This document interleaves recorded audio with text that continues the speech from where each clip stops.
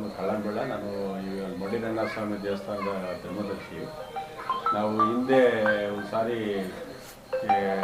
ಕಳ್ಳಂಬೆಳದಲ್ಲಿ ಅಲ್ಲಿ ಮೆರವಣಿಗೆ ದೇವರಿಂದ ನಾವು ಎಲ್ಲ ಹೆಂಚು ಹಾಕಿದ್ರೆ ಎಲ್ಲ ತೆಗೆದು ಎಲ್ಲ ಹೊಸದಾಗೆಲ್ಲ ಮಾಡಿಸಿದ್ವಿ. ಆ ಟೈಮ್ನಲ್ಲಿ ನಾವು ಒಂದು ಹೋಮನೂ ಒಂದು ಪೂಜೆಗೋಸ್ಕರನ ನಾವು ಅವತ್ತು ಬಂದು ಬಸವರಾಜಶಾಸ್ತ್ರಿಗಳನ್ನ ಕೇಳ್ಕೊಂಡಾಗ ಅವ್ರು ಬಂದು ನಮಗೆ ಸಕಾಲವಾಗಿ ಚೆನ್ನಾಗಿ ಅದು ಮಾಡಿಕೊಟ್ರು. ಆಮೇಲೆ ಅವತ್ತು ಪೂಜೆ ಮಾಡಿಕೊಟ್ಟಿದ್ದ ದಿವಸ ಇನ್ನು 3 ದಿನದೊಳಗಾಗಿ ನೋಡಿರಿ ನಿಮಗೆ ಸಾಕಷ್ಟು ಮಳೆ, ಅವಾಗ ಮಳೆ ಇರಲಿಲ್ಲ, ಇನ್ನು 3 ದಿನದೊಳಗೆ ನಿಮಗೆ ಸಾಕಷ್ಟು ಮಳೆ ಬರುತ್ತೆ ಅಂತ ಅವತ್ತೊಂದು ವಾಕ್ಯ ಹೇಳಿದರು. ಅದೇ ರೀತಿ ಅವ 3 ದಿನಕ್ಕೆ ಅಲ್ಲಿ ಚೆನ್ನಾಗಿ ಮಳೆನೂ ಬಂತು. ಅದರಿಂದ ಈ ಶಾಸ್ತ್ರಿಗಳಲ್ಲೂ ಸ್ವಲ್ಪ ಶಕ್ತಿ ಇದೆ. ಆಮೇಲೆ ಈಗ ನೋಡಿ ಇವರು 1 ವರ್ಷದಲ್ಲೇ ಇದನ್ನು ನನಗಿದು ಗೊತ್ತಿರಲಿಲ್ಲ. ಈ ದೇವಸ್ಥಾನ ಇನ್ನು ಮೊನ್ನೆ ಕುಮಾರ್ ಅವರು ಹೇಳಿದಾಗಲೇ ನನಗಿದು ಗೊತ್ತಾಗಿದ್ದು. ಈ ದೇವಸ್ಥಾನ 1 ವರ್ಷದೊಳಗೇ ಎಲ್ಲ ಕಟ್ಟಕ್ಕೆ ಪ್ರಾರಂಭ ಮಾಡಿ ವರ್ಷದೊಳಗೆ ಮುಗಿಸಿದ್ದಾರೆ ಅಂತಂದರೆ ಅವರಲ್ಲಿ ಏನು ಶಕ್ತಿ ಇದೆ, ಆಮೇಲೆ ಆ ದೇವಿದು ಶಕ್ತಿ ಇವರಿಗೆ ಹೊಂದಿದೆ ಎಂಬುದು ನನ್ನ ಮನಸ್ಸಿಗೆ ಅನಿಸುತ್ತೆ.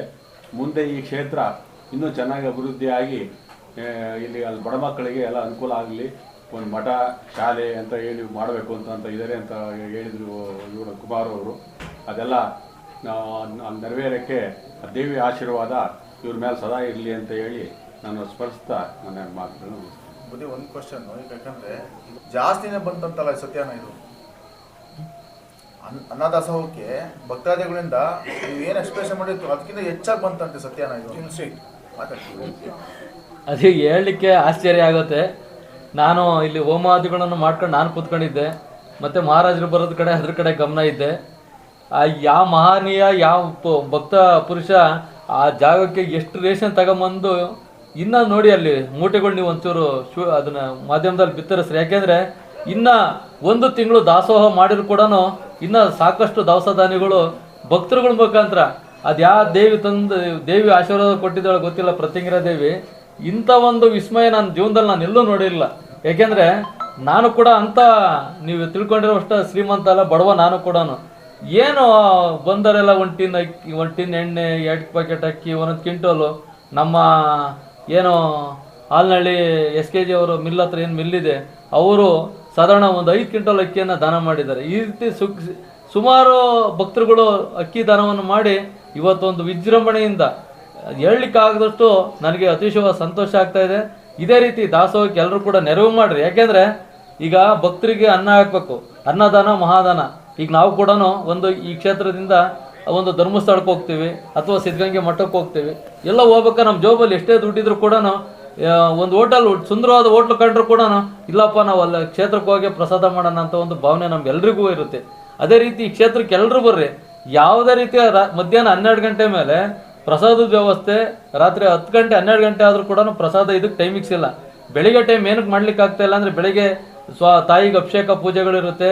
ಹಾಗಾಗಿ ಬೆಳಿಗ್ಗೆ ಹೊತ್ನಾಗ ನಾವು ಮಾಡ್ಲಿಕ್ಕಾಗಲ್ಲ. ಮುಂದಿನ ದಿನಗಳಲ್ಲಿ ಕೂಡ ಅದ್ರ ವ್ಯವಸ್ಥೆ ಕೂಡ ನಾನು ಮಾಡ್ತೀನಿ. ಯಾಕೆಂದರೆ ಬೆಳಿಗ್ಗೆ 8 ಗಂಟೆಯಿಂದ ರಾತ್ರಿ 12 ಗಂಟೆವರೆಗೂ ಅನ್ನದಾನ ಮಾಡಬೇಕು ಅನ್ನೋದು ನನ್ನ ಅಭಿಲಾಷೆ ಇದೆ.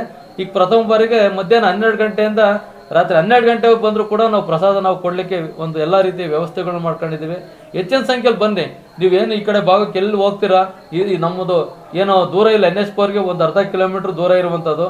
NH4 ಪಕ್ಕನೇ ಕಾಮತ್ ಹೋಟ್ಲಿದೆ, ಏನೋ ಹೋಟೆಲ್ಗಳೆಲ್ಲ ತುಂಬ ಇದೆ. ಭಾರತ್ ಪೆಟ್ರೋಲ್ ಬ್ಯಾಂಕು ಅದ್ರ ಪಕ್ಕ ಇಲ್ಲೇ ಎಲಿಯೂರು. ಆ ಸರ್ವಿಸ್ ರೋಡಲ್ಲಿ ಬಂದರೆ ನೀವು ಯಾರನ್ನ ಕೇಳಿದ್ರೆ ಹೇಳ್ತಾರೆ, ಇಲ್ಲಿ ಪ್ರತ್ಯಂಗಿರ ದೇವಿ ದೇವಸ್ಥಾನ ಅಂತ ಕೇಳಿದ್ರೆ ಹೇಳ್ತಾರೆ, ಅಥವಾ ಎಲಿಯೂರು ಅಂತ ಕೇಳಿದ್ರೆ ಹೇಳ್ತಾರೆ. ನೀವು ಯಾವುದೇ ರೀತಿಯಲ್ಲಿ ಬಂದರೂ ಕೂಡ ಆ ದೇವಿಯ ದರ್ಶನ ಮಾಡ್ಬೋದು. ಎಲ್ಲದಕ್ಕಿಂತ ಒಂದು ಪ್ರಸಾದ ಮಾಡ್ಕೊಂಡೋದ್ರೆ ನನಗೆ ಭಾಳ ಸಂತೋಷ ಆಗುತ್ತೆ. ಇದೇ ನನ್ನ ಒಂದು ಭಾಳ ಖುಷಿಯಾದಂಥ ವಿಚಾರ. ಅಂದರೆ ನನಗೆ ಮೊದಲಿಗೆ ನಮ್ಮ ಮನೇಲಿ ಕೂಡ ನಮ್ಮ ಶ್ರೀಮತಿಯವ್ರು ಈಗಾಗಲೇ ಒಂದು ಸಾಧಾರಣ 1000 ಜನಕ್ಕೆ ಅನ್ನ ಹಾಕಿದ್ದಾರೆ. ಎಲ್ರಿಗೂ ಇಡೀ ಊರಿಗೆ ಗೊತ್ತು. ಊರಲ್ಲಿ ಯಾರನ್ನ ಕೇಳಿದ್ರು ಕೂಡ ನಮ್ಮ ಮನೆಯಲ್ಲಿ ಅನ್ನದಾನ ದಾಸೋಹ ಸುಮಾರು ವರ್ಷಗಳಿಂದ ನಡೀತಾ ಇತ್ತು. ಸ್ವಾಮೀಜಿಗಳಿರ್ಬೋದು, ಪುರೋಹಿತರಿರ್ಬೋದು, ಭಕ್ತರುಗಳಿರ್ಬೋದು, ನಮ್ಮಲ್ಲಿ ಕೆಲಸ ಮಾಡುವಂಥ ಎಲ್ಲ ಪ್ರತಿಯೊಬ್ಬರಿಗೂ ಅನ್ನದಾನ ಇವತ್ತಿನವರೆಗೂ ನಾವು ನಿಲ್ಲಿಸಿಲ್ಲ. ನನ್ನ ಆಸೆ ಅನ್ನದಾನ ಮಾಡಬೇಕು, ಒಳ್ಳೇದಾಗಬೇಕು ಬಂದ ಭಕ್ತರಿಗೆ. ಇದ ನನ್ನ ಒಂದು ಅಭಿಲಾಷೆ. ಎಲ್ಲರೂ ಕೂಡ ಸಹಕರಿಸಿ.